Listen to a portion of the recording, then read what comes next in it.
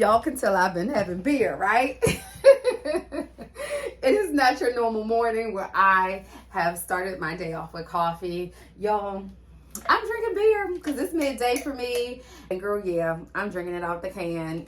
Gonna judge somebody else, but because, yeah, I'm okay with it.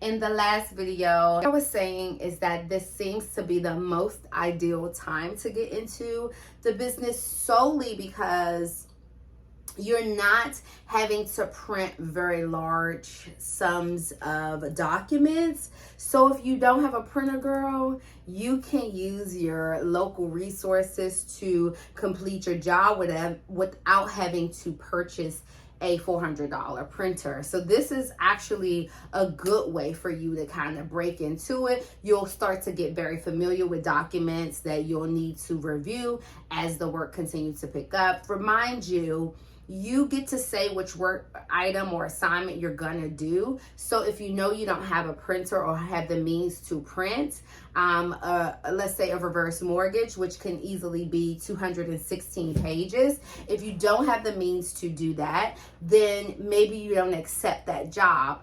But to do a HELOC, sometimes that's 30 pages. To do a sell, that's 30 pages. So it's easier for you to break into this industry without having all the essential supplies, girl, and still start to make the money. And so that you can start to buy some of those bigger items, office supplies that you need for your business.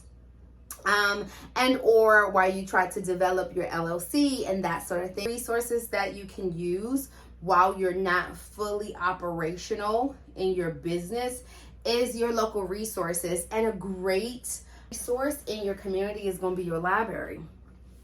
As I mentioned, this part of the industry is doing a little less refinancing, more HELOCs, more sales, maybe some purchases. And in many of those instances, i.e. the HELOCs and the sales, there's only 30 pages required for you to print.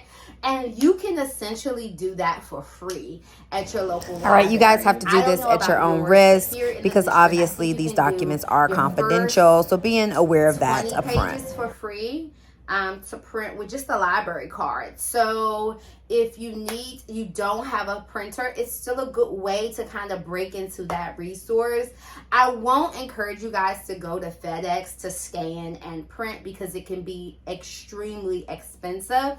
You'll end up spending what you're making on the job to print. So I don't encourage you to go there. But if you build a relationship with some of your FedEx and UPS workers, mainly FedEx because they have a better print center, if you develop those relationships with them, they'll scan a document free of charge, girl. I go into my FedEx and be like, hey, y'all. Hey, Miss Such and Such. Hey, how y'all doing?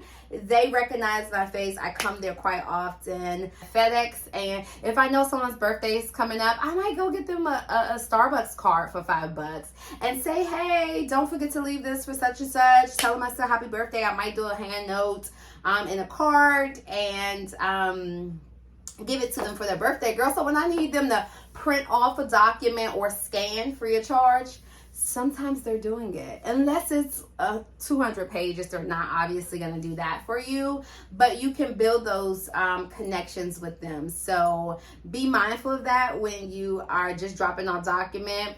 Try to be personable. Try to ask them how their day is going. Usually my FedEx that I typically go to, I go to many of them, but I have two that I go to quite often. The one that has the print center, they see me, they'll be like, oh, let me see what you're wearing today. Like they're so intrigued by what I'm wearing, or, oh, you always look so nice. And I make that an opportunity to build. How is it going? What are you doing for the summer? Are you going on vacation? I make it an opportunity to really build a relationship with them. So if I need to ask them a question, ask them for a favor, girl, they looking out. So try to do that. But your biggest resource is obviously gonna be your public libraries because it's free of charge and you don't need no relationship. All you need is a library card. Another thing that I strongly encourage you guys to just get involved in is your small business administration in your state. Sometimes they have local offices where you can also do the printing. Again, you got to be mindful if you're doing a reverse mortgage, they're not letting you print 200 pages. But if they have a facility that affords small business owners to utilize their resources, girl, check in there. Be like, hey, is it okay? Do you have a printer? I also consider that this is the time to get into the business, not run from it. It's not the time to run from it. Hopefully, our last video gave you some key tips about how to really legitimize your business. So, girl, if they are going to bail out small businesses again, you're going to be in line. Because I'm sure you can tell that there has been a change in your income, right? If you got that bank, if you have that LLC, have legitimized your business, and you are not making as much money as you were making prior to, girl, the looming recession, and they offer opportunities for small businesses, why wouldn't you be in line? You're a business. Why wouldn't you be in line to get those sort of resources? So hopefully you're doing those things and not allowing having a large cash flow or not having the amount that maybe you were looking to have starting your business off to stop you from taking the work. Find your local resources and tap into them so that you can start to bring in revenue for your business. It is doable, you guys. It's story time, okay? Lightning striked my damn router. And I was like, okay, it's not up and working. So let me figure out what the deal is. They was like, we'll have a technician out. I do all this automated stuff on a Sunday. We're going to have a technician come out Saturday. I can't stream anything. I can't do work from home. It was a nightmare, because who's living in an era where there's no internet? So I had to use some of these resources to make sure I still kept money in my pocket in my business. Another tip is to have and connect with other notary friends. Luckily, mentor who got me into this business, who also has resources that I could have used if she was home and available, but I still did my jobs. I was being mindful of not accepting a lot of them because I knew I was without a printer. If you have notaries in your community, connect to at least one. It's so valuable in sharing information or being a weekly goal financially that I have in mind that I always try to meet. Now, I might be feeling lazy as AF, and instead of, if I see a dollar amount on my calendar of what I'm looking for that week, be tired, beat down from the work day, from the week, from all the challenges, from personal life, and still have to go out if something come up at 7 p.m. or 9 p.m. and I'm not close enough to that financial goal for the week. I'm going out. I'm going to go out there. I'm going to drag myself up. And I'm going to go out there because I have a goal that I'm trying to make for whatever purpose that goal is. For that week, I set that goal and I really make an effort. Knowing I was without my resources, I certainly did not accept all of the jobs that came in. I lowered my income for that week. Girl, but it was still giving cute income. It just wasn't giving cuter.